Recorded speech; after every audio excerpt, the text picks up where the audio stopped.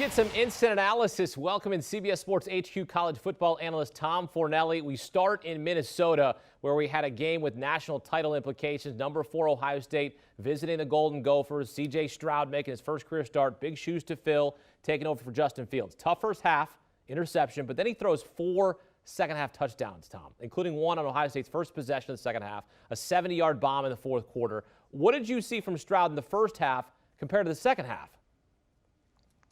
I mean, in the first half, he just looked like a kid who was nervous and playing his very first game in college, doing so on the road in front of a full stadium, which we have to, we can't overlook the fact that these teams all played in empty stadiums last season. So to get back in front of crowds, it's probably going to have an impact on you. And with Stroud, it clearly had an impact on him. He had some open receivers early, particularly on their first series. He had Garrett Wilson open down the seam, slightly overthrew him. He had Olave open, overthrew him a little bit, and behind him it resulted in an interception. And you could tell that at halftime, Brian Day probably got in his ear and just kind of calmed him down and had him focus and reminded him, listen, you've got Garrett Wilson, you've got Chris Olave, you've got Travion Henderson, you've got talent that this other team doesn't have. Just rely on it, trust it, get the ball to them, and good things are going to happen. And that's exactly what happened. They were big plays all throughout the second half. Olave had the 2 long touchdowns. Travion Henderson took that screen and just took it to another level that you don't typically see players. He made everybody else look like they were running in mud as he broke free on that screen for the long touchdown. And it works well. And that's something that I just think that for his first career game, like the numbers are spectacular, obviously, and he was better in the second half. But C.J. Stroud did what you're going to need C.J. Stroud to do as he gets more acclimated, more comfortable, and more confident. Rely on the absolute studs you have around you to do their job and grow into the role. He was phenomenal. I mean, he was absolutely – the first half, I was like, oh, I don't know.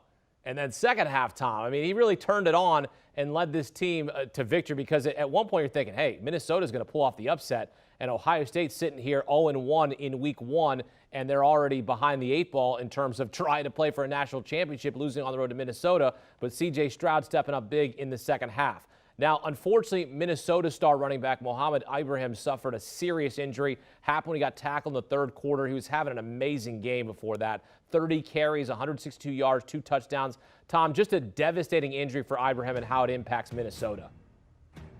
Yeah, it's a huge blow for the Gophers. I mean, I don't want to speculate on what it is, but based on what we saw on the replay with the injury to what looked like the back of his calf on his left leg, him leaving the field in a walking boot heading to the locker room, I'm guessing we might have seen the last of Mohamed Ibrahim at Minnesota this season, which is a huge blow for Minnesota because he is the focal point of that offense. The Gophers were already in somewhat of a hole tonight. They were missing their top receiver in Chris Autman-Bell, which made them have to rely even more on Ibrahim as it is, but he's always been the focal point of the offense. He led the Big Ten in carries last year. He is the workhorse. He is the guy that the whole thing is built around. So to lose him is going to be a major blow for the Gophers going forward because it kind of puts a dark shadow over what was, by and large, a good night for Minnesota. No, they didn't win the game, but they gave Ohio State a scare. They stayed in the game. They had a chance to win it late, and you kind of had a feeling like, okay, even if they lose this game, this is still a team that could make some noise in the Big Ten West over the rest of the season. But this Ibrahim injury really, really hurts their ceiling going forward. And I think it's not going to kill their season or anything. They have other good running backs on the roster, but I'm not sure that they have another Ibrahim. Certainly wish him a speedy recovery. Meantime, Ohio State looking to get back to the national championship this season. You predicted Ohio State would have a perfect regular season, 1 win in the books. What'd you learn about the Buckeyes in week 1? It's paid to be talented, Akeem. I mean, like I mentioned earlier, the stars that they have on offense, but then you got guys like Zach Harrison and Haskell Garrett on defense. And Ohio State, when you have as much talent as they have, you can get away with nights like tonight. You could play pretty poorly for, in context of who you are for a half and for most of the game. But you pull out the big plays that other teams just can't pull out against you because they don't have the dudes that you have, and you end up scoring 45 points and winning by 14 anyway. And that's just kind of what we've seen from Ohio State over the last few years, where even on the days where they're not at their best, they're still a lot better than everybody else that they're typically playing on a weekly basis. And I still think they're a lot better than everybody else they're going to face in the Big Ten. But I do think next week, depending on how Oregon looks this weekend, that's going to be a tricky test for them. They've got a great pass rusher in Kayvon Thibodeau at the defensive end, who might be the #1 pick in the NFL draft next spring. And one thing that we saw with Stroud tonight was when there was pressure in his face for a young quarterback, he panicked. That's when he was missing throws. When he had the heat in his face, he was overthrowing guys, he was missing guys, and he's going to have Thibodeau coming after him all night next week. So that's going to be something to keep an eye on because Oregon can get pressure on him, and if they do, as we saw tonight, things can get a little shaky for the Buckeyes offense. But perhaps a sleepy start for Oregon. 12 Eastern kickoff. They got to travel all the way to Columbus, so we'll see about that. But Ohio State has now won 22 straight season openers as they defeat Minnesota on the road. Another game that caught our eye on Thursday night was NC State against South Florida. The Wolfpack bullied the Bulls. Shut them out 45-0, Tom. What kind of statement did NC State make with its season opening victory? Yeah, I think this is an impressive win. Of course, there is the caveat that South Florida might just be really bad. We don't know. You never want to overreact to what you see in the first game of the season. But if you're an NC State fan, look, in the ACC Atlantic Division, obviously, Clemson, the #1 team. They're going to win that division. They're probably going to win the ACC, and they're going to get to the playoff like they do every year.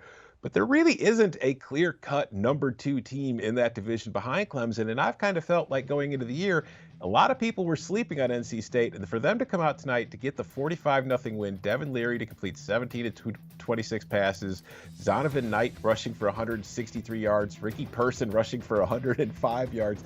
This was as complete of a performance as you could hope for from the Wolfpack in your season opener. And going forward, I mean, we've still got to see how the rest of the ACC looks this weekend, but in that division, I think this is a Wolfpack team that, like we've seen in recent years, they can get to 9 wins. They could be a top 25 team. They could be competing for maybe even one of the New Year's Six Bowls, an at-large spot in those games. And tonight was a great start for them in that aspect. Indeed, 45-0. And just like Ohio State, they also have a test coming up in their next game. They play SEC opponent Mississippi State in their next game. But NC State with a dominant 45-0 shutout of South Florida in Week 1. Tom Fornelli breaking down for us here on CBS Sports HQ. Tom, thank you. Thank you. And hey, you want more college football content? For all things college football, check out the Cover 3 podcast. Host Chip Patterson, joined by Tom Fornelli, Danny Cannell, Buddy Elliott. They take you from National Signing Day to the National Championship with in-depth analysis. Every week during the season, you'll get picks against the spread. Loyal listeners will tell you it's one of the best podcasts on the market. The Cover 3 podcast, download and subscribe today. Do you want a sports network that delivers everything that matters about the game? The highlights, the picks, the instant analysis, no yelling, no fake debates, no politics. Hit the subscribe button and never miss a moment.